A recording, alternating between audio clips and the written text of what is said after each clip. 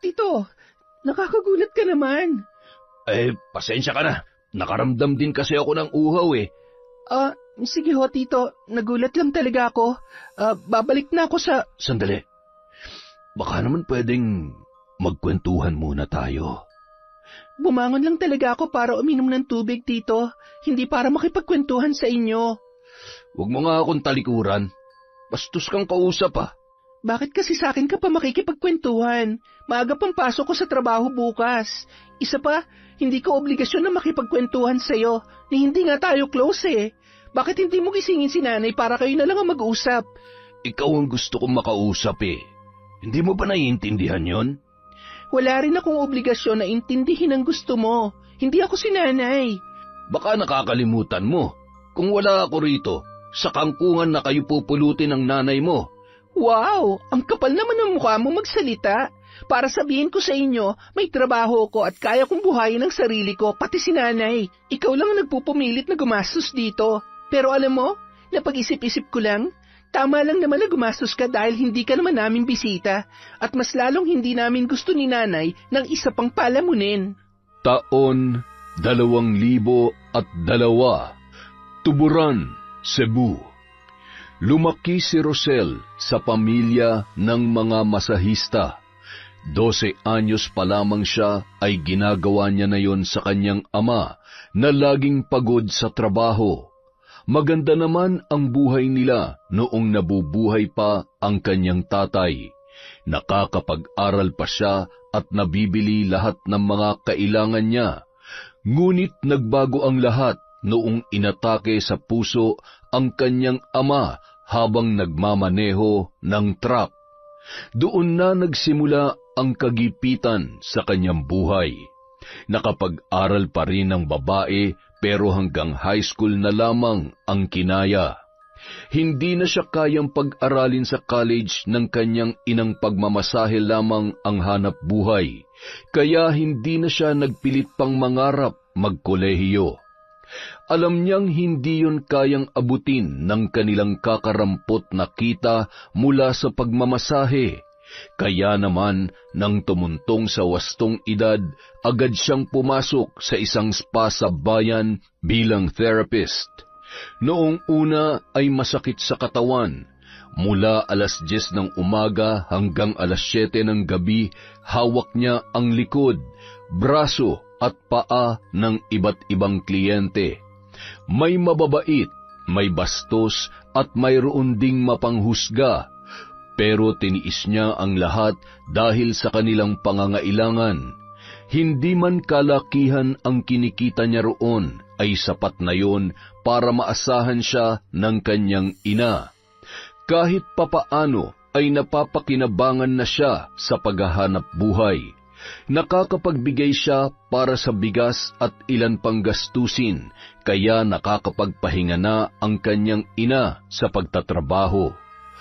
Pag-uwi ni Rosel, bitbit niya ang isang plastic bag na may lamang 2 balot ng lutong ulam at pansit bihon na paborito ng kanyang nanay. Naabutan niya ang inang nakaupo sa papag, pinupulikat na ang mga kamay dahil sa dami na nagpahilot buong araw. Oh, nandyan ka na pala. Nakabili ka ba ng ulam? Hindi ko na kaya magluto. Namamanhid na mga kamay ko. Opo, Nay. Bumili na ako ng lutong ulam tsaka pansit. Mukhang marami nagpahilot sa inyo ngayon ah. Marami nga.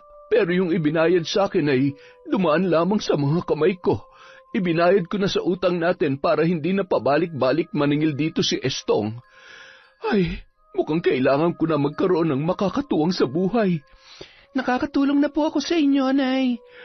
Ibig kong sabihin, yung makakatuwang ko na sa lahat. Oo nga't nakakatulong ka na sa akin, pero ganun na ba ang buhay natin? Hanggang ngayon, Rosel, hindi ko pa rin nararanasan ng mahabang pahinga.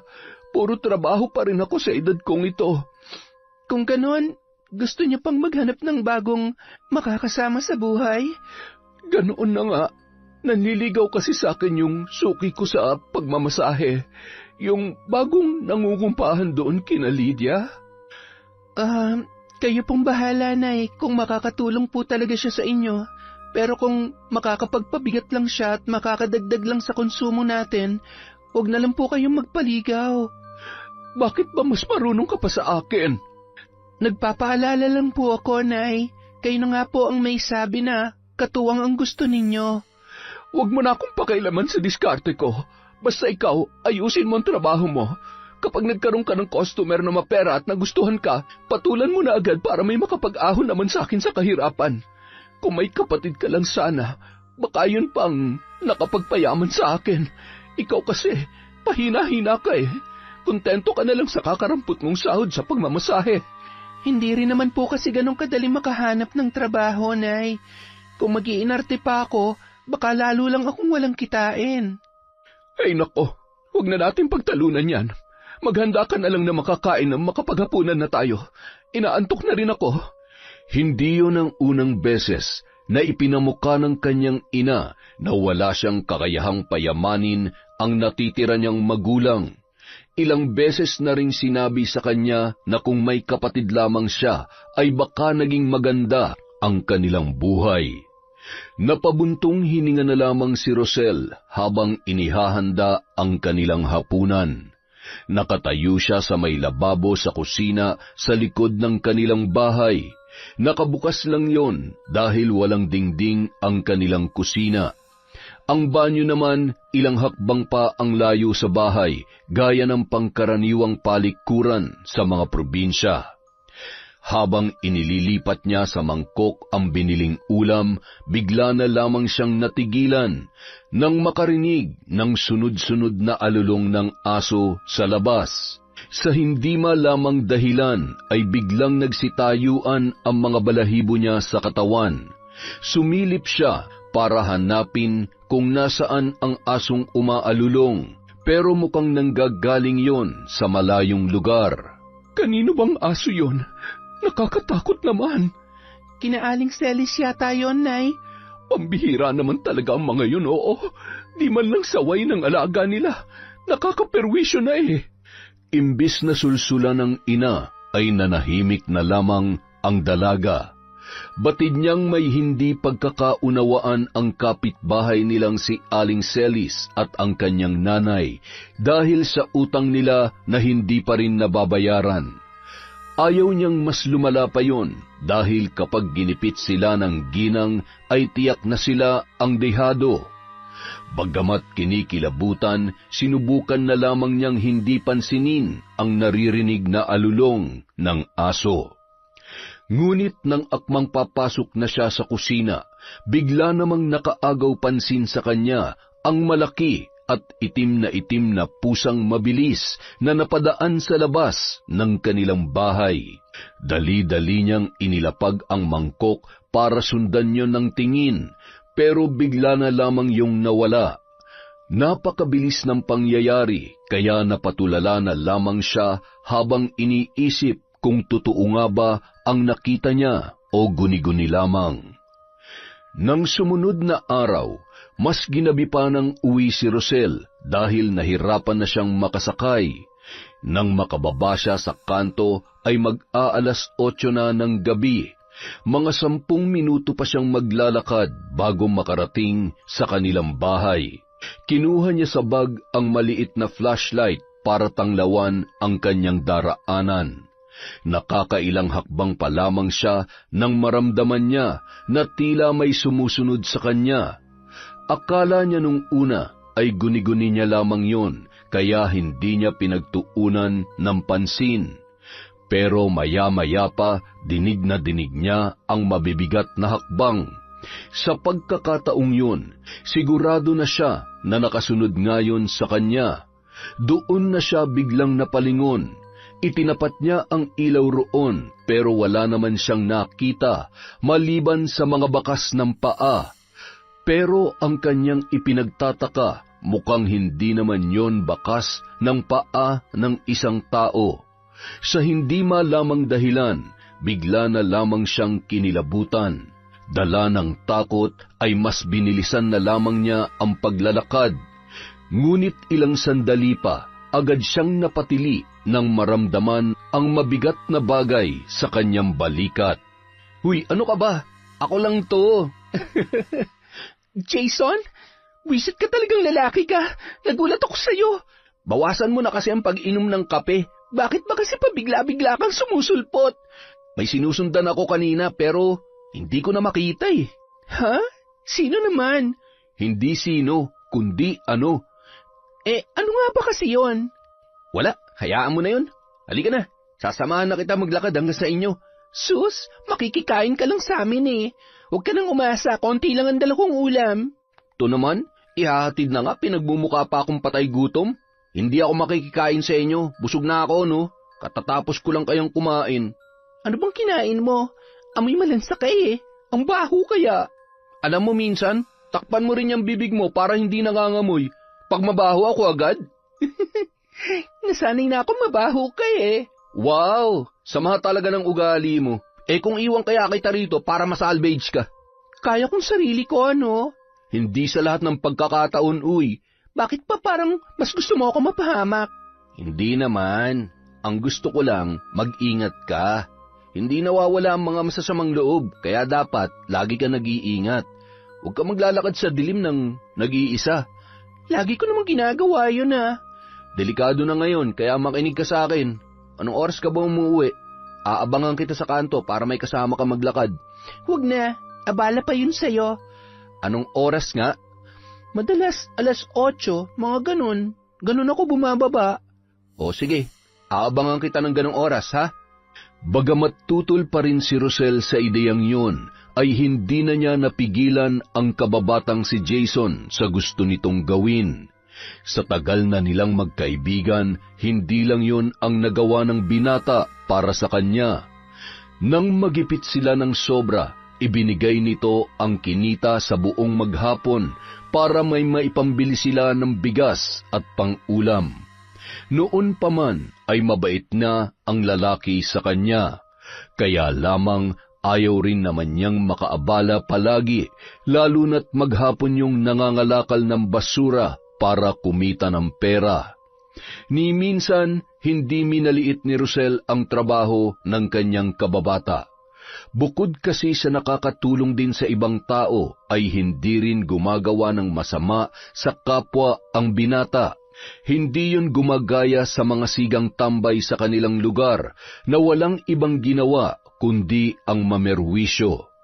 Ulila na sa mga magulang ang kaibigan niyang yon, kaya mag-isa na lamang sa buhay. Kung tutuusin, mas maswerte pa rin siyang maituturing dahil may nakakasama pa siyang magulang kahit nanay na lamang ang mayroon siya. Isang gabi, pagdating ni Rosel sa bahay ay hindi niya inaasahan ang bisitang sasalubong sa kanya. Iha, nakauwi ka na pala. Kanina ka pa namin hinihintay na nanay mo. Sino po kayo? Pasensya na po ha, ngayon ko lang kasi kayo nakita. Anak, siyang Tito Arturo mo. Bagong kinakasama ko. Ang gwapo niya, di ba? Bagong kinakasama? Oo, siya yung kinukwento ko sa'yo na customer ko sa paupahan ni Lydia. Dito na siya titira sa bahay natin, anak, para yung ipangrerenta niya kay Lydia, itutulong na lamang niya sa atin. Sigurado po ba kayo, Nay? Bakit naman hindi? Mabait naman ang Tito Arturo mo, tsaka masipag maghanap buhay. Tama, nanay mo. Tanggap lang ako ng tanggap ng trabaho kapag may nagpapagawa ng bahay. Tsaka kahit hindi ako magtrabaho, pinadadalhan ako ng nanay kong nakapangasawa ng kano sa ibang bansa. Kaya huwag ka mag-alala, iha. Hindi ako magiging pabigat sa inyo. Ako ang mas makakatulong sa inyong mag-ina. Sa kabila ng magagandang sinabi ni Arturo, hindi pa rin kumbinsido si Rosel. Mas bata kasi ng 10 taon sa kanyang ina ang lalaki. Mukha namang halos magkaedad lamang ang dalawa dahil maalaga sa sarili si Pasita. Pero para sa kanya, hindi pa rin sapat ang kanyang mga narinig at nakikita para lubos na pagkatiwalaan ang lalaking yon. Pakiramdam niya ay mayroon pa yung itinatago sa kanilang mag-ina. Noong una, naging maayos naman ang pakikitungo ni Arturo kay Rosel. Masipag nga ang lalaki, Maagang nagigising para magluto at minsan ay ipinag-iigib pa siya ng panligo bago pumasok sa trabaho. Mula nang tumira yun sa kanila ay hindi na nagmamasahe pa ang kanyang ina para makapagpahinga. Kapag may trabaho, madalas wala sa bahay si Arturo. Foreman yun sa construction. Ang tanging nakikita niya lamang na problema ay malala kung maglasing ang lalaki. Tuwing sweldo, sinusundo pa ni Pasita sa inuman dahil hindi na makauwi sa tindi ng kalasingan. Ay, gusto ko pang uminom. Bilhan niyo pa ako ng alak. Puro ka na lang inom, Tito. Imbis na nagpapahinga na kami ni Nanay, napupuyat pa kami sa pagsundo sa'yo. Rosel, ano ba? Huwag mo nga pagsalitaan ng ganyan ng tito mo. Lasing lang siya kaya siya ganyan. Kung ayaw mo akong tulungan, mauna ka na matulog. Yan na naman kayo, Nay eh. Hindi naman ito ang unang beses pero kinukonsinti niyo pa rin yung kinakasama niyo. Malaki na itutulong ni Arturo sa atin. Kaya ayusin mo naman yung trato mo sa kanya. Nay, may trabaho naman ako. Hindi ko kailangang umasa sa kanya. Paano ko, ha? Marami tayong utang na hindi pa nababayaran. At malaki na itutulong ni Arturo sa mga yon. Kaya kung wala kang magandang sasabihin sa kanya o kung hindi mo siya kayang pakisamahan na maayos, tumahimik ka na lang. Ayoko makarinig si Arturo na masasakit na salita mula sa'yo dahil kapag hiniwalayan niya ako, itatakwil kita. Masakit para sa dalaga na marinig yon mula sa sarili niyang ina. Doon nagsimula ang hindi nila pagkakaintindihan. Hindi nagtagal, dumagdag pa ang kakaibang kilos ni Arturo. May pagkakataong nahuhuli ni Rosel ang lalaki na inaamoy-amoy ang mga panloob niyang nakasampay. Noong una, pinalampas niya lamang yon dahil baka mali ang kanyang iniisip. Pero nang sumunod na pagkakataon, naging mas malala na ang kinakasama ng kanyang ina. Isang gabi, nagising ang dalaga dahil sa isang masamang panaginip. Nakakita siya ng nakakakilabot na nilalang at nakipagtitigan pa yon sa kanya. Pawisan siya nang bumangon at nanunuyo pa ang kanyang lalamunan, kaya napilitan siyang lumabas ng silid. Pumunta siya sa kusina para uminom ng tubig, pero matapos niya yung lagukin, muntik na siyang mapasigaw nang biglang tumambad sa kanyang harapan si Arturo. Tito, nakakagulat ka naman. Pasensya ka na. Nakaramdam din kasi ako ng uhaw eh. Sige ho, Tito. Nagulat lang talaga ako. Babalik na ako sa... Sandali. Baka naman pwedeng magkwentuhan muna tayo. Bumangon lang talaga ako para uminom ng tubig, Tito. Hindi para makipagkwentuhan sa inyo. Huwag mo nga akong talikuran. Bastos kang kausap ah. Bakit kasi sa akin ka pa makikipagkwentuhan? Maaga pang pasok ko sa trabaho bukas. Isa pa, hindi ko obligasyon na makipagkwentuhan sa'yo, ni hindi nga tayo close eh. Bakit hindi mo gisingin si Nanay para kayo na lang ang mag-usap? Ikaw ang gusto kong makausap eh. Hindi mo ba naiintindihan yon? Wala rin akong obligasyon na intindihin ang gusto mo. Hindi ako si Nanay. Baka nakakalimutan mo. Kung wala ako rito, sa kangkungan na kayo pupulutin ng nanay mo. Wow! Ang kapal naman ng mukha mo magsalita. Para sabihin ko sa inyo, may trabaho ko at kaya kong buhayin ang sarili ko, pati si Nanay. Ikaw lang ang nagpupumilit na gumastos dito. Pero alam mo, napag-isip-isip ko lang, tama lang naman na gumastos ka dahil hindi ka naman namin bisita at mas lalong hindi namin gusto ni Nanay ng isa pang palamunin. Dahil sa galit sa mga nasabi ni Rosel, nasaktan siya ni Arturo nung gabing yon. Pero nanlaban ang dalaga at sinubukang gantihan ang lalaki. Kaya lamang ay nagising ang kanyang ina at siya pa ang inakusahang unang nanakit kay Arturo. Bukod pa ron, ginawan pa siya nito ng kwento para mas lalo silang magkasira ng kanyang ina.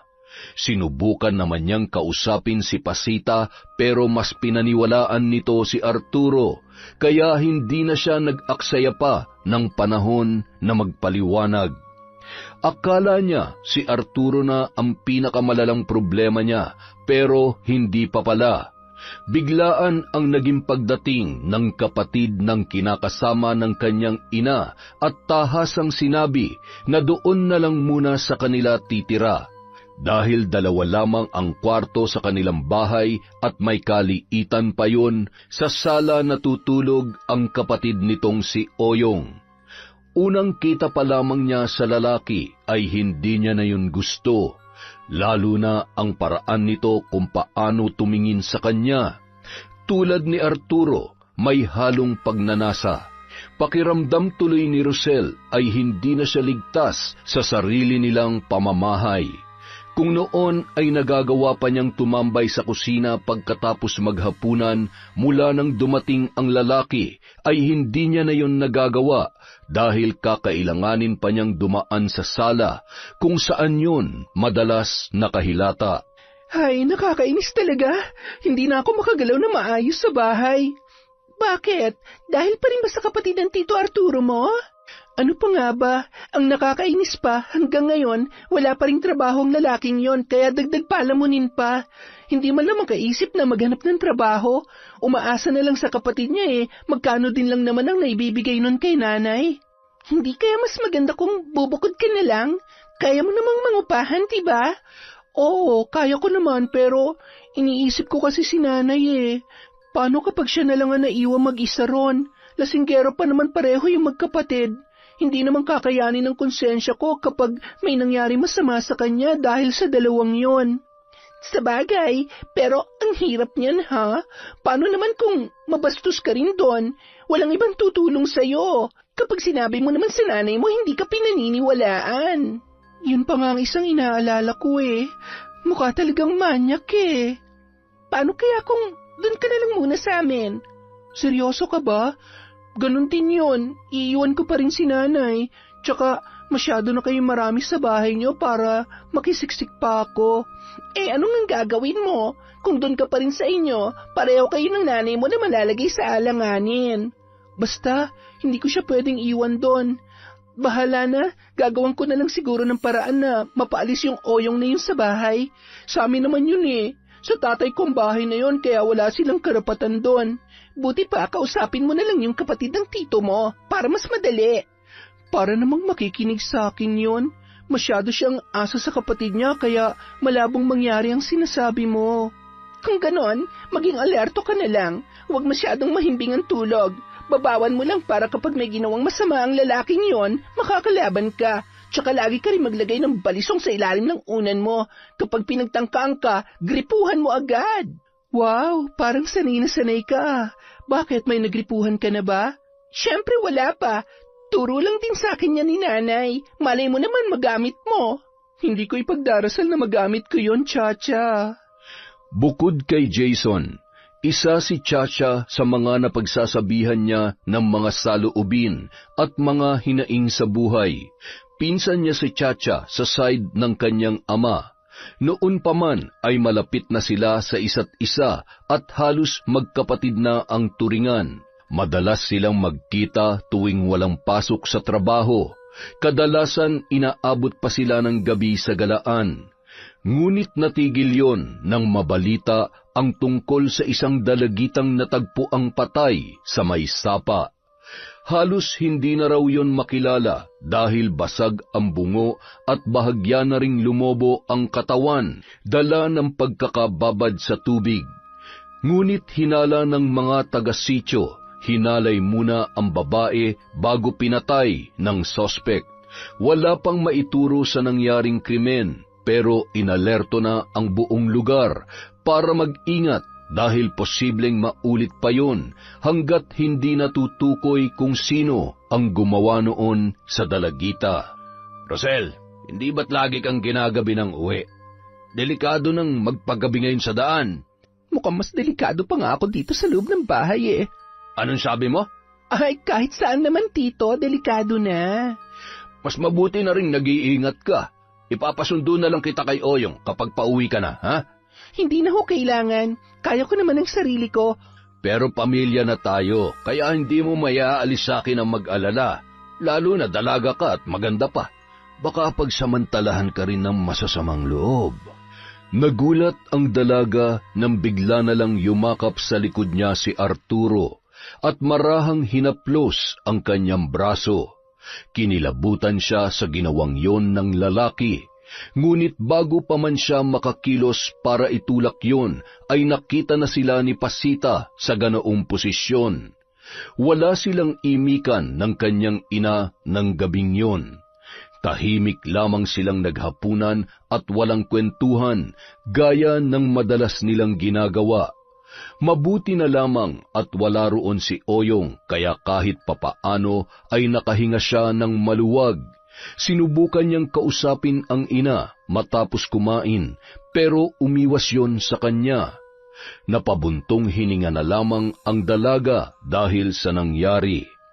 Marahil ay iniisip ng nanay niya na nakikipaglandian siya sa kinakasama nito, kaya ganoon na lamang ang naging reaksyon nang makita silang dalawa ni Arturo. Makalipas ang ilang araw, muli na namang kumalat sa kanilang sityo ang balita tungkol sa isa na namang dalagitang ginahasa at pinatay. Ngunit sa pagkakataong yon, mas malala at mas karumal-dumal ang ginawa. Wala nang saplot ang babae nang matagpuan sa may talahiban sa tabi ng kalsadang madalas dinaraanan ni Rosel sa tuwing siya ay umuuwi. Bukod sa mga pasa at dugo sa pagitan ng mga hita ng dalaga, ikinagulat ng mga taga-sityo ang warak na tiyan nito. Nawari hinalukay para tanggalin ang mga laman loob. Maging ang ilang parte ng katawan ay hindi na matagpuan. Ang iba naman ay nakahiwalay na sa katawan at lasug-lasug na ng kanilang matagpuan. Matapos mabalitaan at makita mismo ang panibagong biktima, ay nilukob na ng takot ang dalaga. Hindi na siya mapakali, lalo na't doon pa mismo nangyari ang krimen sa lagi niyang dinaraanan. Iniisip pa lamang niya na naglalakad siyang mag-isa sa kalsadang yon papasok sa kanilang kanto, ay kinikilabutan na siya. Wala kasing kabahay-bahay roon dahil ang magkabilang gilid ng daan ay puno ng matataas na talahib. Inabandona ng may-ari ang lupang yon, kaya hindi na nalilinisan o natatabasan man lang ang mga damo. Kaunting kaluskus lang sa labas ng bahay ay agad nang nagigising ang dalaga. Ganoon din tuwing nakakarinig siya ng kahol ng aso. Tila may boses sa kanyang isipan na bumubulong na siya na ang susunod na biktima. Hindi niya rin mawari kung bakit, pero masyadong mabigat ang kanyang pakiramdam sa paligid. Nakakatakot mang isipin, pero may kutob siya na ang salaring hinahanap ng mga taga-sityo ay malapit lamang sa kanila, o mas tamang sabihin na mas malapit pa sa kanyang inaakala. Hindi na rin mapalagay ang mga taga-sityo dahil sa magkasunod na nabiktima ng sinumang halang ang bituka na pinupuntirya ang mga dalaga. Maaga naman talagang natutulog ang mga taga-sityo, pero mula nang mabalita ang tungkol sa mga nangyaring krimen, mas napaaga pa ang pagsasara ng mga tindahan at ng mga bahay ng mga residente. Pinagbawalan na ang mga kabataan, lalo na ang mga dalagita, na magpagala-gala sa pagsapit ng dilim. Doon na rin inalala ni Rosel ang kanyang kaligtasan.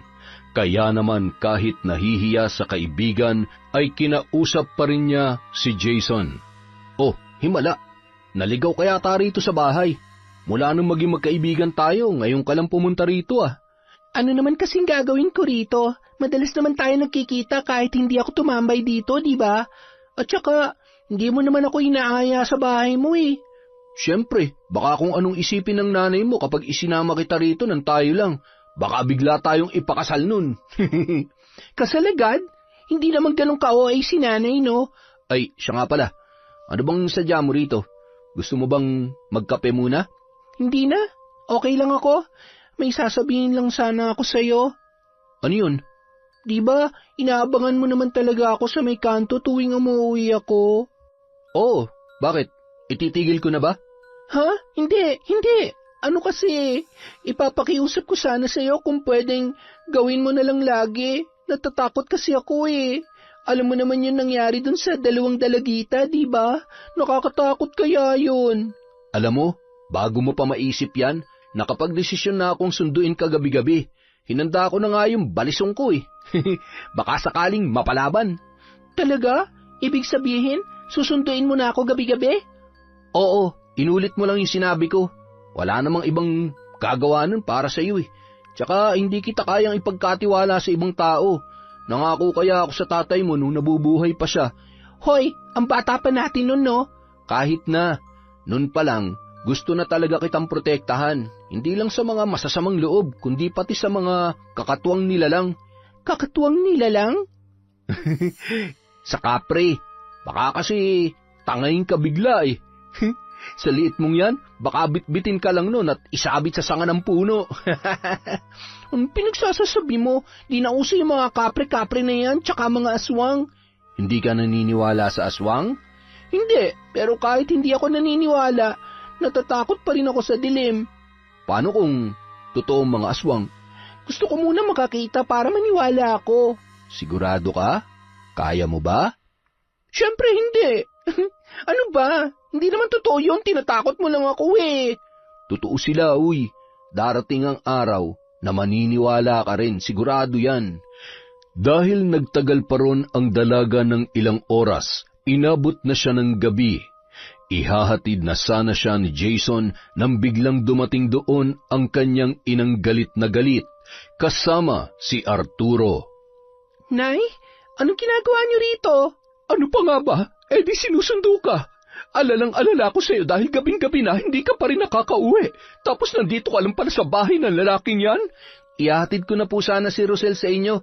Naunahan niyo lang po kami, tita. May namamagitan na ba sa inyo ng anak ko? May nakapagsabi sa akin na ikaw ang madalas na sumusundo kay Rosel sa kanto tuwing gabi. Palagi kayo magkasama kaya hindi kayo makakapagsinungaling sa akin. Nay, bakit naman kami magsisinungaling sa'yo? Wala naman kaming ginagawang masama. Ngayon nga lang ako pumunta dito sa bahay ni Jason eh. Napasarap lang ang kwentuhan namin kaya... Nagkukwentuhan lang ba talaga kayo? Sa itsura ng lalaking yan, mukhang hindi gagawa ng mabuti. Jason, pumunta ka sa bahay bukas. Mag-uusap tayo. Nay, ano ba to? Walang ginagawang masama sa akin si Jason. Ako nga ang pumunta rito eh. Rosel, hayaan mo na. Ako nang bahalang makipag-usap kay tita bukas. Bagamat nasa trabaho, hindi pa rin mapakali si Rosel dahil ng mga sandaling yon batid niyang kinakausap na ng kanyang ina ang kanyang kababata. Napahamak pa ang kaibigan niya ng dahil sa kanya. Kung hindi sana siya nagpunta sa bahay ni Jason at nagtagal doon, hindi sana yon mangyayari. Kaya naman nagpasya siya na maagang umuwi para makausap kaagad ang kanyang ina. Hanggang 6:00 lang siya sa spa, pero paglabas niya doon ay madilim na ang paligid na sumasalubong sa kanya. Nagtaka ang dalaga dahil dati naman ay hindi pa ganoon kadilim tuwing sasapit ang 6:00 ng gabi. Napakunot noo si Rosel at sa hindi malamang dahilan, bigla na lamang lumakas ang kabog ng kanyang dibdib. Parang may kakaiba sa gabing yon na hindi niya maipaliwanag. Sinulyapan niya ang jeep na huminto sa kanyang harapan. Nagdadalawang isip pa siya kung sasakay o hindi na lamang muna uuwi dahil sa masama ang kanyang kutob. Pero dahil sa kagustuhang makausap ang kanyang ina, ay sumakay na siya roon at bumaba na lamang sa may kanto. Nang huminto ang jeep, kinapa niya ang flashlight at dalang balisong sa kanyang bag. Inilabas niya ang pang-ilaw sa napakadilim na daan. Napakatahimik ng paligid. Kahit mga kuliglig ay hindi na nakapagtangkang lumikha ng ingay. Dinig na dinig niya ang bawat yabag ng kanyang mga paa habang naglalakad sa napakadilim na kalsada. Ilang sandali pa, natigilan siya nang maramdaman niyang tila may sumusunod sa kanya. Bumilis ang kanyang paghinga at nanlalaki ang mga mata na nakikiramdam sa paligid. Sinubukan niyang lakihan ang mga hakbang para mapabilis ang paglalakad, ngunit sa bawat pagbilis ng hakbang niya ay ganoon din ang sinumang sumusunod sa kanya.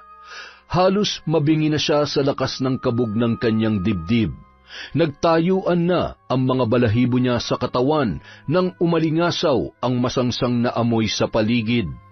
Ngunit hindi niya yon inalintana. Nagpatuloy pa rin siya sa paglalakad. Nang hindi pa rin huminto ang sinumang nasa kanyang likuran, ay mabilis niyang inilabas ang balisong. Huminga siya ng malalim at inihanda ang sarili. Wala na siyang mapagpilian kundi harapin kung sino man yun. Ngunit sa pagpihit niya, agad siya napaatras habang nanlalaki ang mga mata nang makita ang kanina pa sumusunod sa kanya. Napakurap-kurap pa siya at sunod-sunod na napalunok. Hindi yun tao, sigurado ron ang dalaga, pero hindi rin niya alam kung anong klaseng nilalang ang nasa kanyang harapan. Halos kasing laki niya yon, pero namumula ang mga mata na waring naglalagablab sa galit. Nakalawit ang mahaba at matulis nitong dila na parang gutom na gutom at takam na takam sa kanyang nakikita.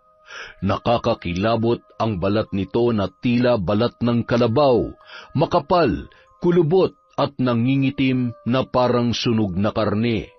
Ngunit ang mas nakaagaw pansin sa kanya ay ang mukha nito na tila mabangis na aso at ang mahabang kuko na animoy tari ng manok.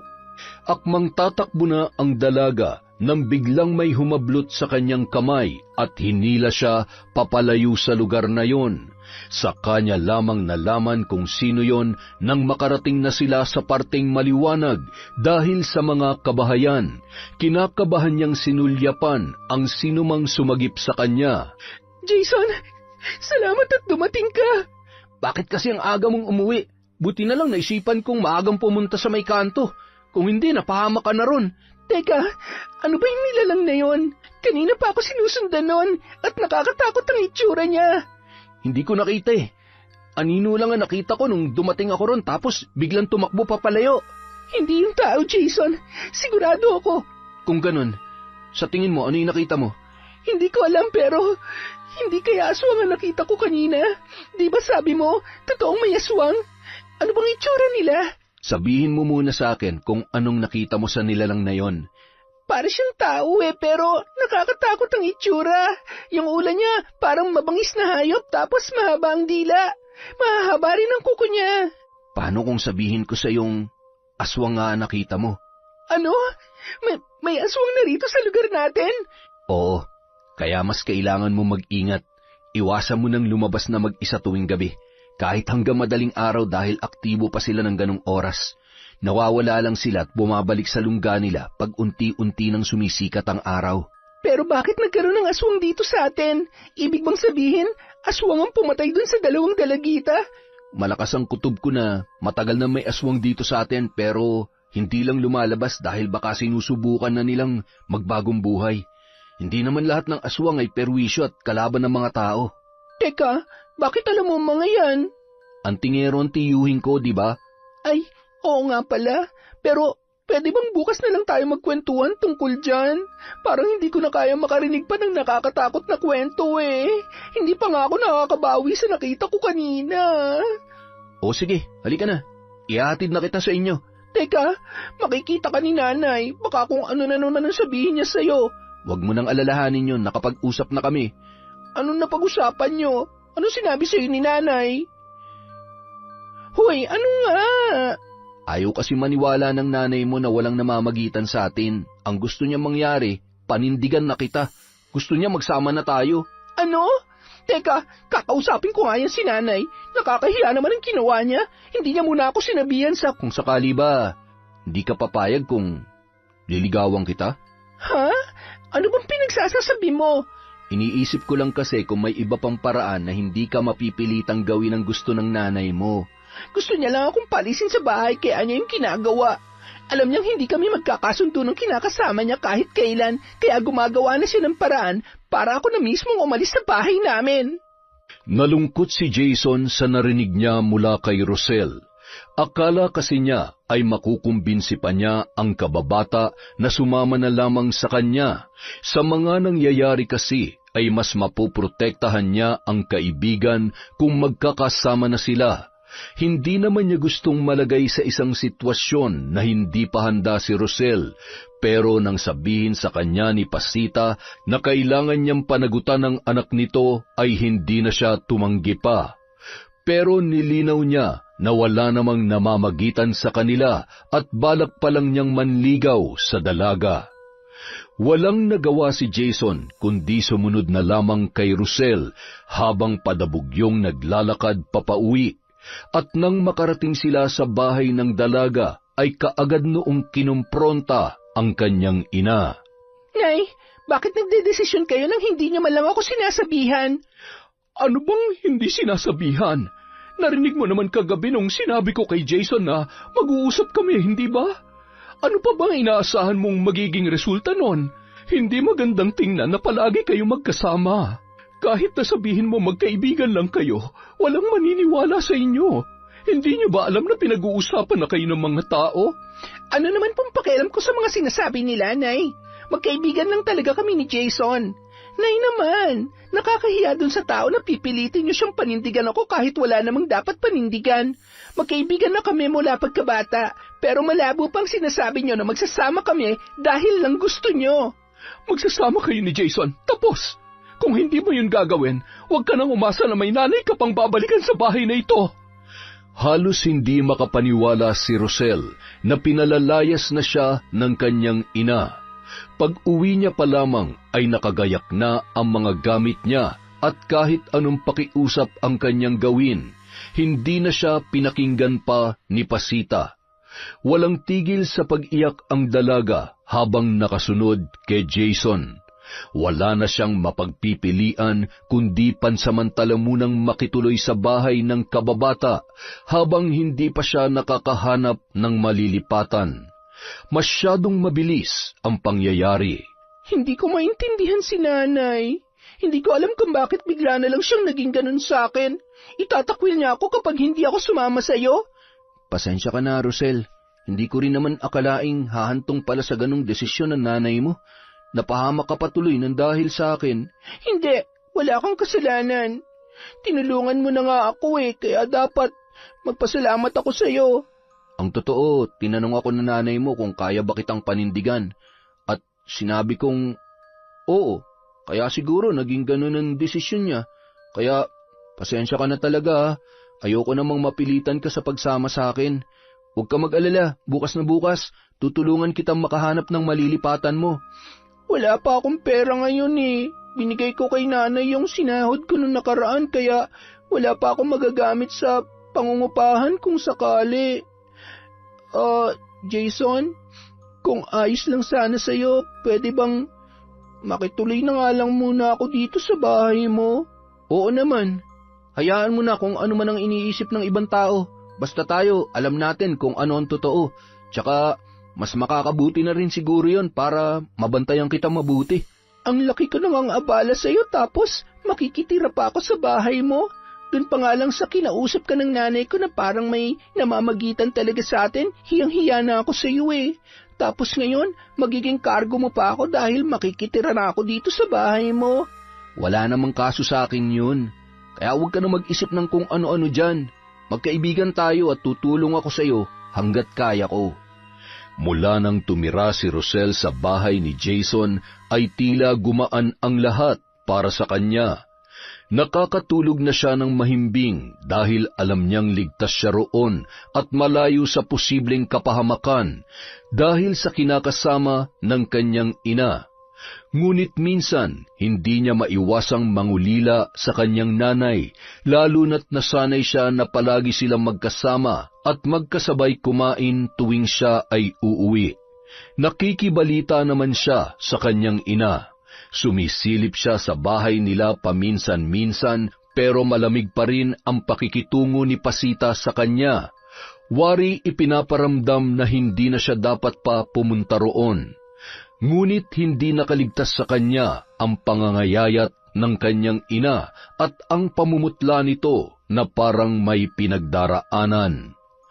Nang mga sumunod na araw, muli na namang nagulantang ang sityo nang matagpuan ang bangkay ng isang babae na nakumpirmang 20 anyos at anak ng isang magsasaka na nakatira sa may tabing ilog. Gaya ng ikalawang dalagita na naunang natagpuan, ang bangkay ay wala na ring saplot. Puno ng pasa ang katawan at halos hindi na makilala ang muka.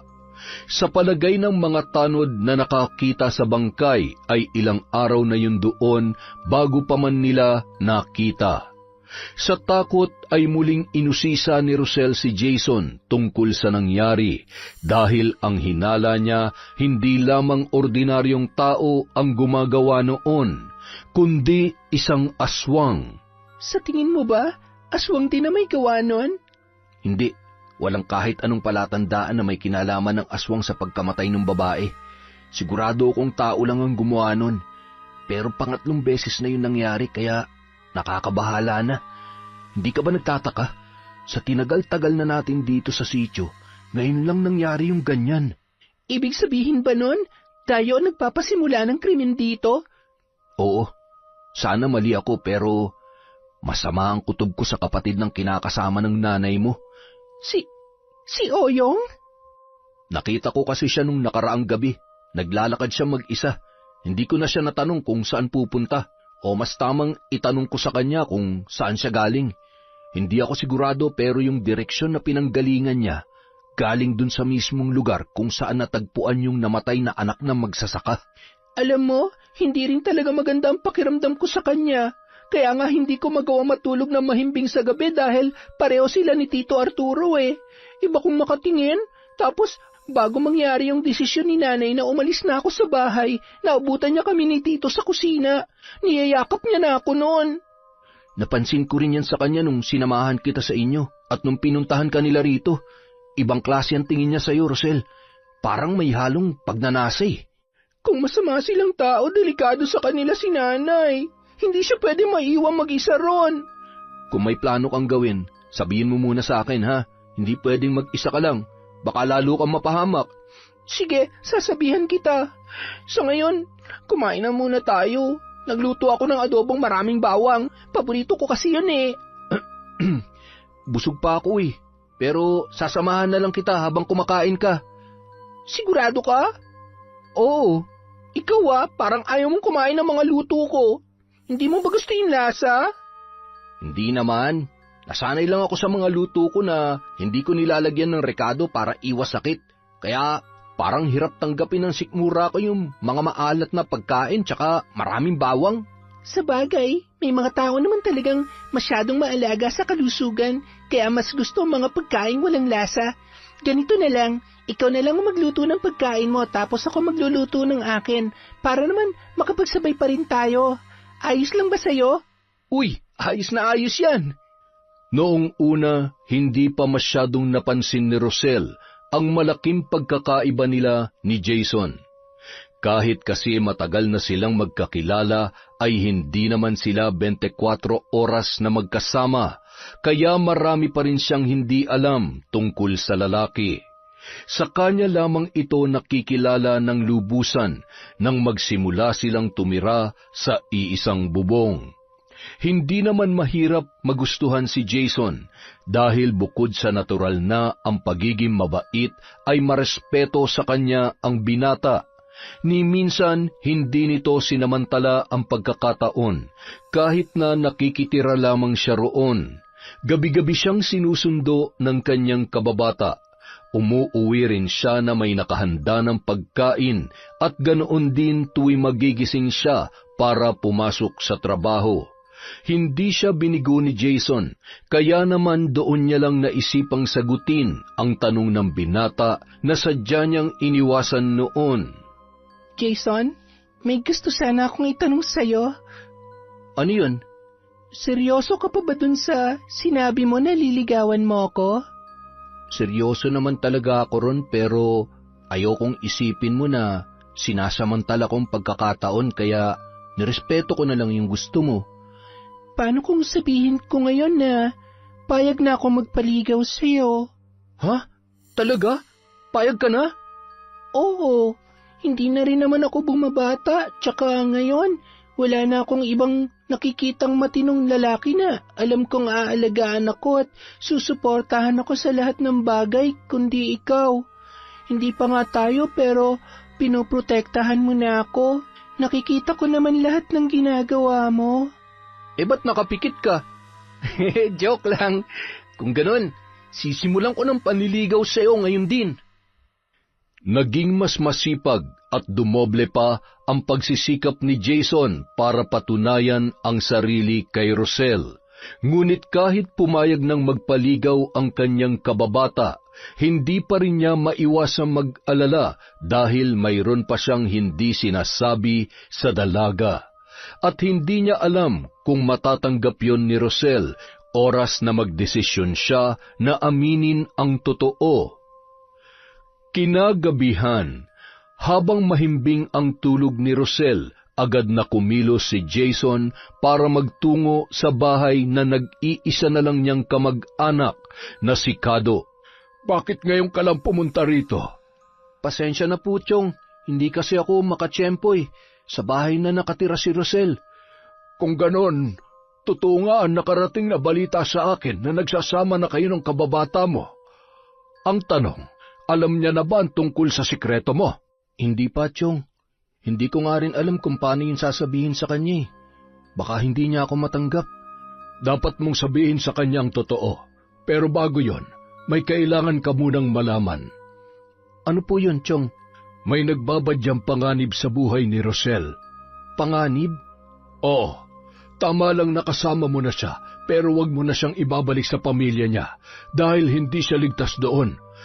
Bakit po, Chong? Nakita ko ang kinakasama ni Pasita, si Arturo, pati yung isang lalaki. Ang sabi na napagtanungan ko, kapatid yun ni Arturo at doon mismo nakatira sa bahay ni na Rosel. Ano naman po meron sa kanila, Chong? Nakita ko si Arturo nitong nakaraan, kasama ang anak ni Simon bago pa napabalitang patay na ang anak niya. Kung hindi ako nagkakamali, siya ang huling kasama ng babaeng yon bago pa man mapahamak. Ibig sabihin, si Arturo ang rapist at pumapatay ng mga dalaga rito? Yung kapatid niya. Jason, kapag nagkita at nagkalapit kayo ng lalaking yon, malalaman mo rin ang sagot sa tanong mo.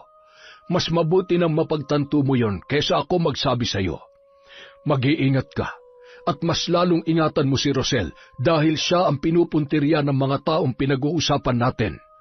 Naging malaking palaisipan kay Jason ang sinabi ng kanyang tiyuhin. Hindi maganda ang kutob niya kina Arturo at Oyong, pero hindi pa rin malinaw sa kanya ang dahilan. At yun ang kailangan niyang alamin. Siguradong may tinatago pa magkapatid na yon, at malalaman ko rin yun dahil hindi ako papayag na mapahamak si Rosel sa mga kamay nila. Samantala, hating gabi nang magising si Pasita, muli niyang narinig ang pamilyar na ingay mula sa labas ng kanilang silid. Kinakabahan niyang sinulyapan ang pwesto ni Arturo. Napakunot noo siya nang mapansing wala roon ang lalaki. Mas lalong lumakas ang pagkabog ng kanyang dibdib. Mukhang may ginagawa na naman yon na hindi maganda. Bumangon siya at lumabas ng kwarto para hanapin ang kanyang kinakasama. Ngunit imbes na si Arturo, bigla siyang napaatras sa takot nang makita si Oyong na tila namimilipit ang katawan sa sahig. Muntik na siyang mapasigaw nang tila mabali ang buto ng lalaki at pagkatapos ay mabagal na tumayo, hanggang sa unti-unti nang nagbago ang kanyang anyo. Aswang, yun ang unang pumasok sa kanyang isipan. Sisigaw na sana si Pasita sa takot nang maramdaman niyang may tumakip sa kanyang bibig at mabilis siyang hinila pabalik sa kwarto. Nanlaki ang mga mata niya nang mapagtantong si Arturo yon. Kukumprontahin na sana niya ang lalaki nang bigla na lamang nitong binuksan ang isang botelya at hinayaang sumingaw ang nakakasulasok na amoy mula roon. Natulala na lamang siya at hindi na niya nagawa pang magsalita. Si Arturo naman, nakahinga ng maluwag nang matulala na lamang ang kanyang kinakasama. Nadala niya yon sa tulong ng panghihipnotismo gamit ang laman ng botelyang kanyang hawak-hawak. Hanggat nasa kanya yon at hindi pa nawawala ang epekto sa babae, ay hindi yon makakapagsalita tungkol sa kanyang nalalaman. Kailangan niyang protektahan ang lihim ng kanyang kapatid. Malaki ang naging sakripisyo ni Oyong para sa kanya. 5 taon na ang nakalilipas. Noong panahong yun, naimbitahan sila sa isang handaan. Siya sana ang titikim sa pagkaing ibinibigay sa kanya ng kanyang kaibigang nag-imbita sa kanila. Pero busog na siya sa mga kakanin. Para hindi na siya pilitin pa, si Oyong ang kumuha ng pagkain at saka inubos yun. Hindi naman nila inakala na balak pala silang yang gawin ng kanilang kaibigan. Pero dahil ang kapatid niya lamang ang kumain ng pagkaing ibinigay sa kanila, ay nakaligtas siya sa sumpa ng pagiging aswang. Pero si Oyong, hindi. Sinubukan nila noong dalhin sa albularyo ang kanyang kapatid, pero wala na ring nagawa ang matanda. Hindi na naalis ang sumpa, kaya naman tuwing gabi, inaasahan na niyang mawawala yun para maghanap ng bibiktimahin. 1 taon din silang nagkahiwalay ni Oyong nung hindi na ito bumalik sa kanya. Hanggang isang araw, naggulat na lamang siya na natuntun siya nito sa bahay ni Pasita. Nagsinungaling na lamang siya sa kinakasama at sinabing naroon lamang ang binata para magbakasyon. Pasensya ka na, Pasita, pero damay ka na sa problema namin magkapatid. Walang pwedeng makaalam ng sikreto namin. Hindi ko hayaang mapahamak siya, lalo na ngayon magkasama na kaming muli. Nang gabi ring yun, muling naghasik ng lagim si Oyong na nasa anyo ng isang aswang. Ngunit sa pagkakataong yun, isa namang buntis ang biniktima ng lalaki. Walang awang kinuha ng nilalang ang buhay ng 6 na buwang sanggol sa sinapupunan nito. Kinabukasan, nang mabalitaan ni Kado ang tungkol sa buntis na nabiktima ng aswang, ay kaagad siyang nagtungo roon. Karumal-dumal ang sinapit ng babae. Tila hiniwa ng matalas na bagay ang tiyan ng biktima at nakalaylay na sa kama ang bituka nito. Nawawala rin ang iba pang laman loob. Maya-maya pa, dumating na rin doon si Jason. Chong, kanina ko lang po nabalitaan ang nangyari. Aswang ang gumawa nito sa babaeng yan. Sigurado ako rin, Jason. Dumarami na nabibiktima ng aswang na yun. Kailangan na nating gumawa ng paraan para mahuli siya. Manmanan mo ang bahay ni Pasita. Kapag nakita mong lumabas si Oyong, sundan mo siya. Huwag na huwag mo siyang lulubayan ng tingin. Kung kaya mong lumapit, lapitan mo at gamitin mo sa kanya ang langis na ito. Para saan po itong langis, Chong? Yan ang magpapahina sa kanya. Bukod sa basbas ng pari, may orasyon ang langis na yan. Mas mabisa kaysa tubig dahil hindi basta-basta mawawala sa katawan ng aswang. Oras na maisaboy mo yan sa kanya. Marami pa po ba kayo nito, Chong? Meron pa sa bahay. Bakit? Anong gagawin mo? Ibibigay ko sana kay Rosel para meron siyang proteksyon. Kung proteksyon ang kailangan mo para sa kanya, hindi sapat ang langis na yan. Oh, teka, sumama ka sa akin. May ibibigay ako sa iyo. Sinundan ni Jason ang kanyang tiyuhin para makuha ang proteksyon na ibibigay para kay Rosel. Nang makarating sila sa bahay, iniabot sa kanya ng matanda ang isang medalyon. Pangontra ba talaga sa aswang ang medalyon na yan, Chong? Oo, kaya wag na wag mo itong hahawakan. Ibabalot ko na lamang sa pulang tela para maiuwi mo't maibigay kay Rosel. Pero, bakit ikaw, Chong? Hindi ka pa talaga tinatablan ng pangontra? Baka nakakalimutan mong isa rin akong antingero. Kaya kahit anong gawin kong pangontra, hindi ako tatablan kahit na nananalaytay rin sa akin dugo ang pagiging aswang. Tama ang tiyuhin ni Jason. Hindi nga yun tinatablan ng kahit anong pangontra dahil kakaiba ang lakas na mayroon si Kado. Noong binata pa lamang yun ay naranasan ng makipaglaban sa mga kapwa aswang na walang ibang ginawa kundi mamerwisyo sa mga tao. Ang buong angkan nila ay may lahing aswang, ngunit mas piniling mamuhay ng normal at inilayo ang mga sarili sa tukso. Bagamat hindi yun naging madali, ay hindi nila hinayaang mas manaig ang kasamaan kesa sa kabutihan.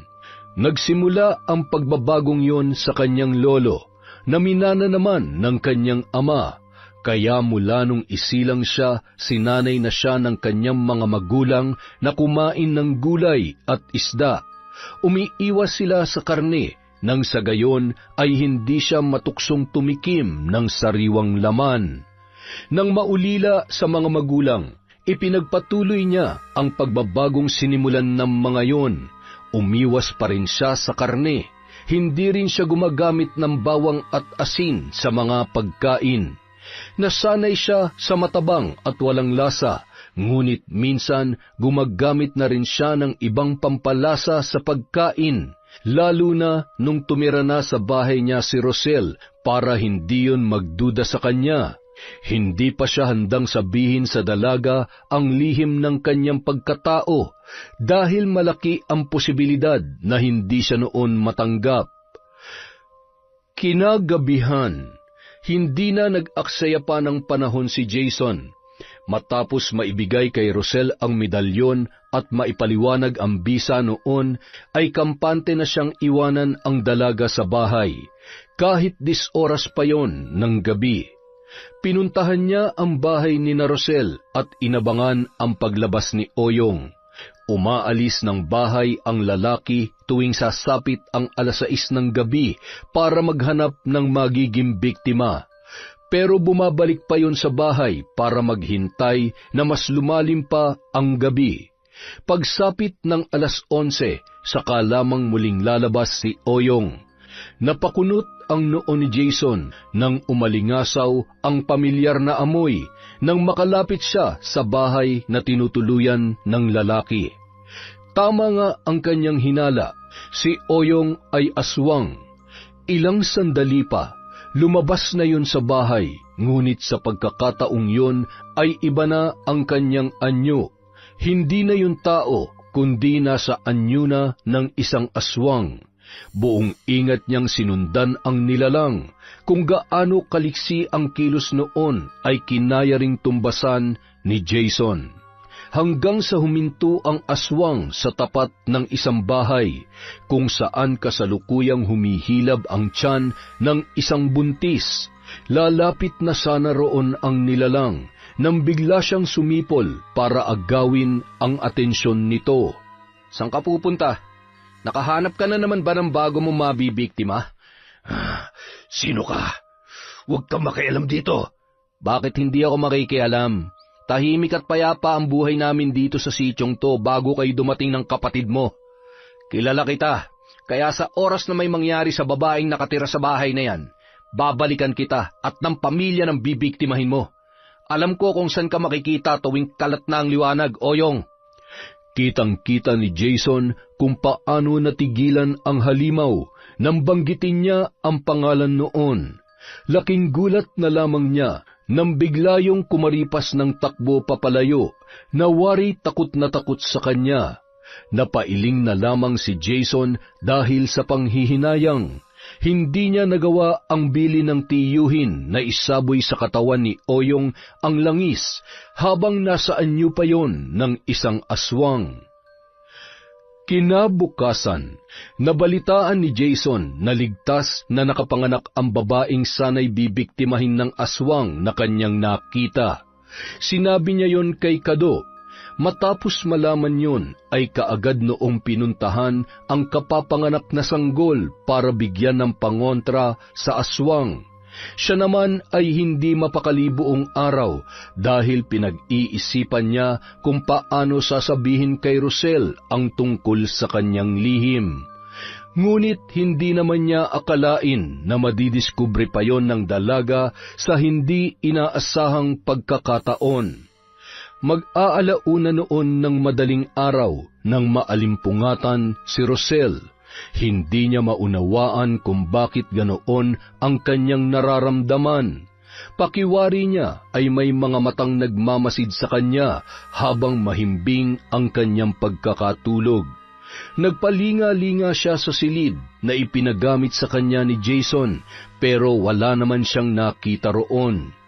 Gawa sa sawali ang itaas na bahagi ng dingding at konkreto naman ang ibaba ng silid, kaya komportable siya ron. Pero maya-maya napansin niyang hindi niya suot ang medalyon na ibinigay sa kanya ng binata. Pangontra daw yon sa aswang at iba pang masasamang elemento, pero bago siya matulog ay hinubad niya yon at ipinatong sa mesa sa gilid ng kamang kanyang tinutulugan. Akmang kukunin niya na yon nang mapansin niya ang may kalakihang butas sa dingding na sawali na tila ba sinadyang sirain. Napigil niya ang hininga nang bigla na lamang may gumalaw roon. Kinilabutan siya nang makita ang mapupulang paris ng mga mata na nakasilip sa butas. Sinabayan pa yon ng masangsang na amoy na pamilyar na para sa kanya. Pareho yon sa amoy na sumimoy noong unang beses siyang nakakita ng aswang. Jason! Jason! May nakasilip dito! Nang marinig ng binata ang kanyang sigaw, ay kaagad yung pumasok sa silid para tingnan ang kanyang itinuturo.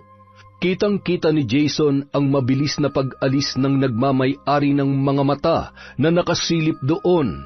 Rosel, isuot mo ang medalyon at huwag kang lalabas ng bahay. Pagkasabi noon ay mabilis na lumabas ang binata, dala ang isang punyal. Natakot siya para kay Jason, kaya agad niyang sinundan ang kaibigan. Suot-suot ang ibinigay noong medalyon. Ngunit paglabas pa lang niya ng bahay, tumambad sa kanya ang isa ring pamilyar na nilalang. Kung hindi siya nagkakamali, yun din ang nakita niya nung gabing muntik na siyang mapahamak. Aswang! Aswang nga! Hindi pa man siya nakakabawi sa nakita, ay muli na naman siyang natigilan. Nang makita naman ang kanyang kababatang si Jason, na noon ay unti-unti na ring nagbabago ng anyo. Napaawang ang labi ng dalaga at nanlaki ang mga mata nang maging isang ganap na aswang na ang kanyang kababata. Napaatras siya at dali-daling pumasok sa bahay habang sapu-sapu ang kanyang dibdib. Nanginig ang buong katawan ni Rosel dahil sa takot. Ang lalaking itinuring niyang kaibigan at pinagkakatiwalaan ay isa rin pala sa mga nilalang na kanyang kinatatakutan. Dala ng halu-halong takot ay bigla na lamang siyang nawalan ng malay. Samantala, matapos mag-anyong aswang ay sinalakay na ni Jason si Oyong. Hawak ang punyal na may lason para sa mga aswang na katulad niya. Bukod sa talim na alaga ng orasyon ay dun niya ibinuhos ang langis na ibinigay ni Kado sa kanya. Sinubukan siyang kalmutin ng kanyang kalaban, ngunit mabilis siyang nakailag. Nang hindi siya tamaan ay mas lalong tumindi ang galit nito. Muling sumugod sa kanya si Oyong at nakalmot siya sa kaliwang braso. Umangil si Jason nang maramdaman ang matinding kirot at hapdi mula sa kalmot. Ngunit hindi siya pumayag na hindi niya yon mababawian. Sa muling pagsugod niya ay nagawa niyang ibaon ang punyal sa dibdib ng kalaban. Dahilan para umatungal yon ng malakas at maliksing tumakbo papalayo. Kinabukasan, napatili si Rosel nang tumambad sa kanya ang muka ni Jason. Anong ginagawa mo? Wala akong ginagawa masama sa'yo. Binantayan lang kita dahil nawalan ka ng malay kagabi. Pagpasok ko rito, nakahandusay ka dyan sa sahig. Nakita kita kagabi. Nakita ko lahat, Jason. Ay, alam ko, at balak ko na rin talagang sabihin sa'yo pero hindi lang ako makahanap ng tiyempo. Ito kasi ang kinakatakot ko yung matakot ka sa akin. Rosel, ganito na ako mula nung ipanganak ako ng nanay ko pero Hindi ako kagaya ng iniisip mo. Nagbagong buhay sila, kaya ganun din nila ako pinalaki nung nabubuhay pa sila. Kaya nga nung inaalok mo ako nung niluto mo, hindi ako kumakain dahil umiiwas ako sa kahit anong karne. Nabuhay ako na puro gulay at isda lang ang kinakain ko, pero kahit minsan, hindi ako nanakit ng tao. Alam ko, pero hindi ko matanggap na naglihim ka sa akin ng ganong katagal. Mula pagkabata, magkaibigan na tayo. Nagtiwala ako sa iyo ng sobra-sobra, Jason. Pero bakit hindi mo nagawang sabihin sa akin ng totoo? Dahil ayokong katakutan mo ko. At baka lumayo ka sa akin. Masyado kang mahalaga para sa akin, Rosel. Uuwi na muna ako sa amin. Wag. Bakit? Bahay ko rin naman yun Kung ayaw ng nanay ko na nandun ako, pues ipagpipilitan kong sarili ko. Mapapahamak ka lang kung uuwi ka sa inyo. Nakikiusap ako. Huwag ka na munang bumalik sa inyo. Hindi pa pwede. Bakit nga? May hindi ka pa ba sinasabi sa akin? Oo na. Meron pa akong hindi sinasabi sa'yo. At sa tingin ko naman, dapat mo nang malaman ng tungkol doon. Si Oyong. Siyang aswang na gumagala at na may merwisyo ngayon dito sa sityo. At ang suspect naman sa pagkamatay ng mga dalagita ay ang kinakasama ng nanay mo, si Arturo. Ano? Bakit ngayon mo lang sinabi? Kailangan kong umuwi sa amin. Paano si nanay? Baka mapahamak siya ron. Kahit puntahan mo nanay mo, siguradong hindi ka rin niya pababalikin. Mukhang alam niya na nangyayari kaya pinaalis ka niya sa bahay ninyo. Anong ibig mong sabihin? Alam na ni nanay na may ginagawa masama si Tito Arturo? Ganun na nga. Pero tuwing may natutuklasan siya, hinihipnotismo siya ni Arturo para hindi makapagsalita. Buti na lang, bago niya gawin yun, nagawa ka ng paalisin ng nanay mo dahil kung hindi, baka nilahian ka na ng Oyong na yun. Paano mo nalaman ang lahat ng yan?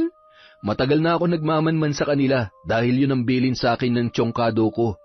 Pero hindi pa sapat ang lahat ng nalalaman ko noon.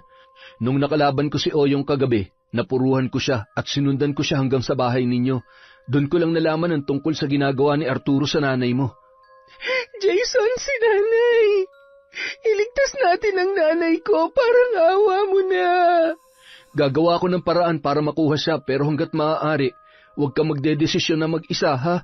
Huwag kang pupunta ron nang hindi ako kasama dahil pag nagkataon baka hindi ka na makalabas ng buhay. Bagamat gustong-gusto ng makita at makasama ni Rosel ang kanyang ina, ay sinunod niya ang payo ni Jason na huwag na munang pumunta sa kanilang bahay para sa kanyang kaligtasan. Nangako naman ang kanyang kababata na gagawin ang lahat para mailigtas ang nanay niya mula kina Arturo at Oyong. Samantala, kinausap muli ni Jason ang tiyuhin para hingin ang tulong sa pagliligtas kay Aling Pasita. Yun na lamang ang naiisip niyang paraan dahil hindi naman siya maaaring sumugod ng mag-isa sa bahay na yun. Nagkaharap na po kami ni Oyong. Tinamaan niya ako pero mas napuruhan ko siya. Sigurado ko na hanggang sa mga sandaling ito ay nanghihina pa rin siya, Chong.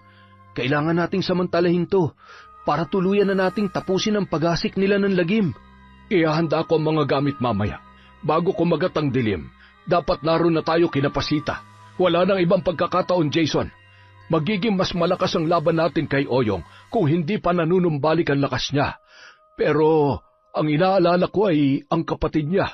Kung nagagawa niyang pumaslang ng ibang tao, tiyak na hindi niya tayo sasantuhin. Hindi na nag-aksaya pa ng panahon ang magtiyuhin. Bago pa man mag-alas-6 ng gabi ay naghanda na sila para pumunta sa bahay ni na Rosel. Sa labas pa lamang ng bahay ay nagbuhos na ng langis na may orasyon si Kado. Ginawa yun ng matanda palibot sa bahay habang nakaabang naman sa may pinto si Jason. Ilang sandali pa, kumatok na siya roon. Si Arturo ang nagbukas ng pintuan. Kaagad na tumalim ang tingin ng lalaki nang makita si Jason. Anong ginagawa mo rito? Wala kang karapatang pumunta rito matapos ang ginawa mo sa kapatid ko. E di inamin mo na rin. Alam ko na ang sikreto niyo magkapatid kaya wala na kayo maitatago ngayon. Ilabas mo si Aling Pasita. Alam ko rin kung anong ginagawa mo sa kanya. Wala akong alam sa mga sinasabi mo. Umalis ka na rito kung ayaw mo mapabilang sa... Saan? Sa mga nabiktima mo? Hanggang dalagita lang naman ang kaya mo, Arturo Kaya wag mo akong yabangan. Ngayon mo ilabas ang tapang mo. Huwag ka magtago sa lungga at magpanggap na mabuting tao dahil nabubulok ng pagkatao mong siraulo ka. Mas siraulo ka! Ang lakas ng loob mo sumugod sa hindi mo teritoryo. Tama nang satsat. Ilabas mo na si Aling Pasita kung ayaw mong dumanak ang dugo rito. Walang lalabas sa bahay na ito. Umalis ka na at huwag ka na magpapakita pa. Ngunit hindi nagpatinag si Jason sa mga pananakot ni Arturo. Hinintay niya lamang na maunang sumugod ang lalaki bago niya yon ginantihan. Nagpambuno ang dalawa sa loob ng bahay. Pareho silang malakas at walang gustong magpatalo, lalo na si Arturo na halos mag-apoy na ang mga mata dahil sa galit. Sa loob naman ng silid ay maririnig ang mahinang pag-ungol ni Oyong na tila nahihirapan na sa kanyang kalagayan. Sumigaw si Jason para pumasok na ang kanyang tiyuhin. Naalarma ang binata nang makitang inaabot ni Arturo ang patalim na nakapatong sa maliit na mesa at akmang sasaksakin ang naglalakad na si Kado papasok sa silid, kung saan nakaratay ang kanyang kapatid na si Oyong. Buong lakas niyang tinabig ang kamay ng matanda at sakayon itinulak padapa sa sahig. Nagpumigla si Arturo at sinubukan pa ring lumaban sa kanya. Ngunit sa pagkakataong yun, mas nangibabaw ang lakas ni Jason at nagawa niyang igapos ang magkabilang kamay ng lalaki sa likod nito para mahirapan ng makagalaw habang nakasubsob ang muka sa sahig. Nang makapasok naman si Kado sa silid, ay agad niyang nilapitan ang namimilipit na si Oyong. Kitang-kita niya ang pamamaga ng sugat na tinamaan ng punyal na ibinigay niya kay Jason. Dito na magtatapos ang paghahasik mo ng lagim sa sityong ito. Matagal ng tahimik at payapa ang lugar namin, pero nagawa mo pang manggulo. Hindi ka nararapat pang mabuhay dahil tiyak na mas marami pang buhay ang kukunin mo dahil sa makasarili mong hangarin. Huwag ka na magmalinis, tanda. Alam ko magkauri lang tayo. Tama ka, magkauri nga tayo. Pero hindi ako nandito para pumaslang ng mga tao gaya ng ginagawa mo. Magkaiba tayo dahil kailanman. Hinding-hindi ako mananakit ng mga taong wala namang ginagawa masama sa akin at sa aking angkan. Pero sa iyo na isang halimaw at walang awa sa mga taong walang kalaban-laban. Ito ang nararapat sa iyo! Itinarak ni Kado ang punyal sa dibdib ni Oyong at kaagad na sinimulan ang orasyon habang isinasaboy ang langis na laman ng kanyang daladalang botelya. Umatungal ang lalaki dahil sa matinding sakit na nararamdaman ng mga sandaling yon. Nasaksihan ni Kado kung paano tila nasunog ang katawan ng lalaki nang matapos ang kanyang orasyon. Ilang sandali pa, tuluyan ng binawian ng buhay si Oyong. Iniwan na lamang niya ang bangkay sa loob ng silid dahil batid niyang kusa rin yung maglalaho pagsapit ng dilim. Umalingaw-ngaw sa paligid ang alulong ng mga aso na wari nagdiriwang sa pagkawala ng salot sa sityo. Paglabas ni Kado ng silid, tumambad naman sa kanya ang nakadapa sa sahig na si Arturo. Kailangan na nating tumawag ng mga tanod para sila na mismong gumawa ng hakbang para makulong ang hayop na to. Kapag hindi mo inamin ang mga krimeng ginawa mo, matutulad ka rin sa kapatid mo. Hindi kita titigilan. Tandaan mo yan, Arturo. Nang malaman ni Arturo na wala na ang kanyang kapatid na si Oyong, tuluyan na yung nilukob ng matinding takot. Nang dumating ang mga tanod ay inamin ng lalaki ang ginawa sa mga dalagitang ginahasa bago pinatay. Ipinaalam na rin ni Kado sa kanilang kapitan ang tungkol sa aswang na nagkalat ng lagim sa sityo at sinabing nagawan niya na yon ng paraan. Nagpasalamat naman sa kanya ang mga opisyal dahil manunumbalik na ang katahimikan, hindi lamang sa kanilang sityo, kundi pati na rin sa iba pang parte ng barangay na yun. Mula kasi nang mabalita ang tungkol sa sunod-sunod na krimen ay nabahala na rin ang mga residente sa iba pang sityo. Nang makaalis na ang mga tanod, hinarap naman ni Kado ang nooy nakatulala pa rin na si Pasita. Ipinainom niya sa ginang ang dala niyang herbal para bumalik yon sa wisyo. Takang-taka yon sa nangyari at kaagad na hinanap ang anak na si Rosel. Hindi naman nila inilihim ang totoong nangyari. Doon na rin nila napagtanto na nasaksihan pala ni Pasita kung paano mag-anyong aswang si Oyong at nalaman na rin ang kahayupan ni Arturo kaya napilitang itaboy ang sariling anak. Pagbalik ni Rosel sa kanilang bahay, naging madamdamin ang tagpo nilang mag-ina matapos ang pinagdaanan nito kina Arturo at Oyong. Nangako siya na hinding-hindi na iiwanan pa ang kanyang nanay. Para makasiguro, nagbigay na rin si Kado ng pangontra para kay Pasita. Tulad ng kay Rosel, isa rin yung medalyon. Sa ngayon, wala nang panganib dito sa sityo, pero gusto kong ingatan niyo ang pangontrang ibinigay ko sa inyo dahil yan ang magiging proteksyon niyo sa mga masasamang elemento, lalo na sa aswang. Maraming salamat, Mang Kado. Sa'yo rin, Jason, dahil hindi mo pinabayaan ang anak ko. Pasensya ka na sa mga nasabi ko at kung nabigla kita na, panindigan ang anak ko kahit na alam kong wala kayong relasyon. Wala pa, Nay, pero hindi po malabo. Lalo na ngayon na mas nakilala ko na si Jason. Oo nga po, Nay. Hindi nagtagal, sinagot na rin ni Rosel ang kanyang kababata. Ang dating usap-usapan lamang tungkol sa kanilang dalawa ay nauwi na sa katotohanan. Masaya naman ang binata dahil tinanggap siya ni Rosel ng buong puso, sa kabila ng malaman niya ang lihim sa pagkatao nito. Sa pagkawala ni Oyong at sa pagkakakulong ni Arturo ay wala nang nabalita pang krimen sa kanilang sityo. Nawala na ang pangamba ng mga residente roon kaya bumalik na sa normal ang araw-araw nilang pamumuhay.